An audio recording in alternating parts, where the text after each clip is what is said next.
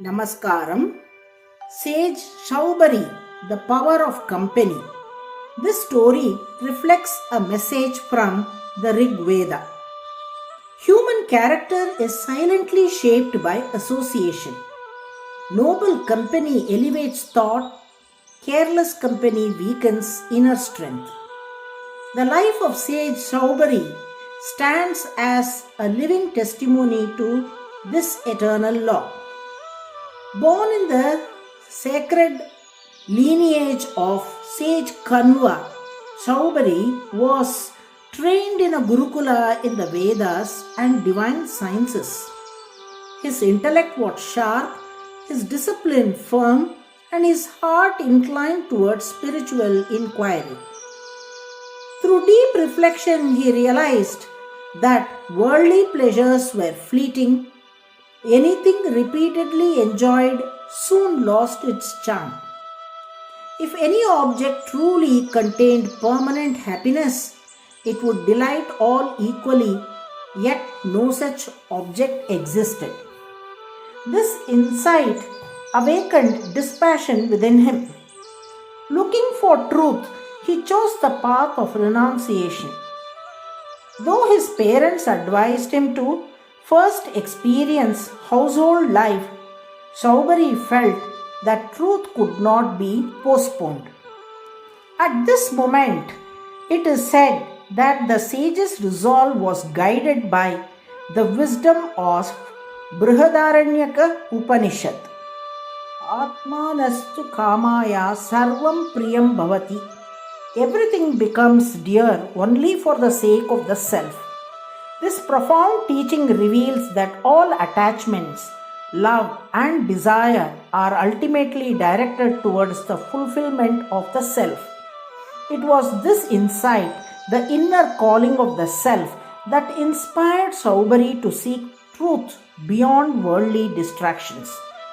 Guided by his inner calling, he left home quietly one night and reached the serene banks of the river Yamuna. There, amid flowering trees, singing birds, gentle winds, and rippling waters, he began his penance. Years passed, decades passed, heat and cold lost their power over him, hunger and thirst no longer troubled him. His hair turned grey, his body aged, yet his austerity remained unbroken. People spoke of him as a wonder of discipline. But mastery over the body did not guarantee mastery over the mind. One day, while seated in the water, he observed a pair of fish moving playfully around each other, followed by their young. Their harmony stirred a long forgotten emotion within him. Desire awakened, meditation weakened.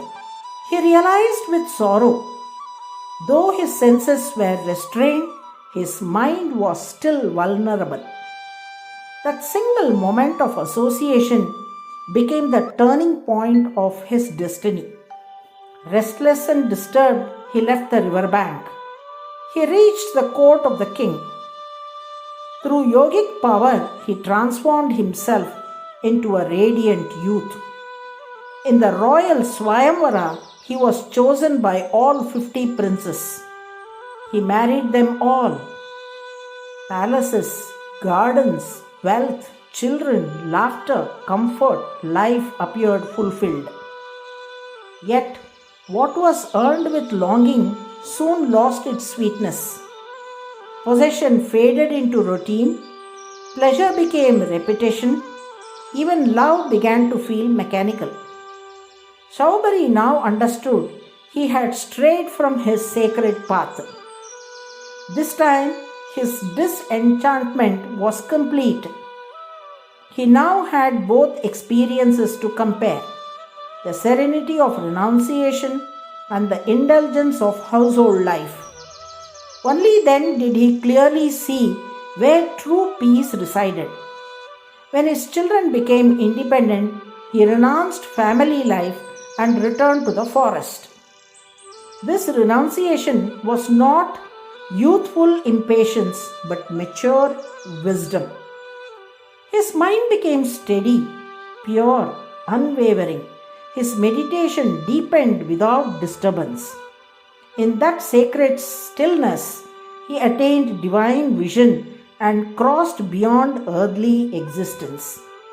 His transformation became a blessing to his wives as well.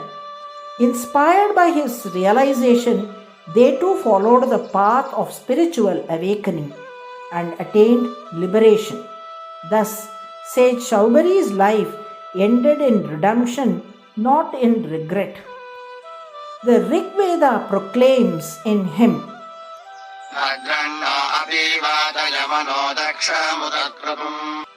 O Almighty, bless us with noble minds, the strength to perform righteous deeds, and the inspiration to walk the path of goodness. The lesson of Saubhari is eternal. A person's destiny is quietly molded by the company he keeps. Good company refines thought, noble company uplifts character, divine company leads to liberation. Therefore, choose companions not for comfort, not for pleasure, but for the direction in which they guide the soul. For in the end, company itself becomes destiny. Narayana, Narayana.